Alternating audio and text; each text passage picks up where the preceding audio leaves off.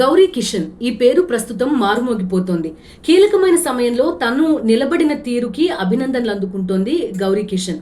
అయితే గౌరీ కిషన్ కి ఎదురైన ఆ అనుభవం ఏంటి ఒక్కసారి చూద్దాం. గౌరీ కిషన్ ఇటీవలి కాలంలో ఒక మెడికల్ థ్రిల్లర్లో డాక్టర్ పాత్రని పోషించింది. హీరో డైరెక్టర్తో కలిసి ఒక ప్రెస్ మీట్లో పాల్గొంది గౌరీ కిషన్. ఆ ప్రెస్ మీట్ సమయంలో ఒక యూట్యూబర్, తనకి ఒక 30 years ఎక్స్పీరియన్స్ ఉంది జర్నలిజంలో అని చెప్పుకున్న ఒక యూట్యూబర్ హీరోను ఉద్దేశించి ఒక ప్రశ్న అడిగాడు. అదేంటంటే, రొమాంటిక్ ట్రాక్లో భాగంగా మీరు గౌరీ కిషన్ని ఎత్తుకున్నారు కదా, తను ఎంత బరువుంది అనేది ఆ ప్రశ్న. చాలా ఇన్సెన్సిటివ్గా అనిపిస్తోంది కదా. గౌరీ కిషన్కి కూడా అలానే అనిపించింది. తను వెంటనే రియాక్ట్ అయింది. ఏమందంటే, మీరు నన్ను ఆ ప్రశ్న అడగాలి, ఆ ప్రశ్న చాలా ఇర్రెస్పాన్సిబుల్గా ఉంది, చాలా ఇన్సెన్సిటివ్ గా ఉంది, మీరు మీ వృత్తికే కళంకం తెచ్చారు అంటూ కూడా తను రియాక్ట్ అయింది.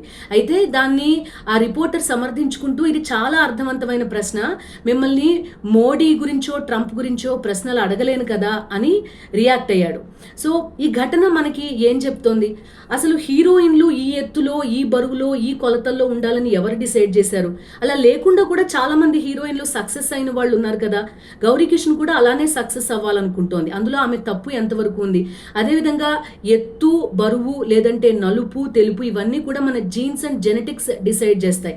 అందులో గౌరీ కిషన్ తప్పే ఉంది?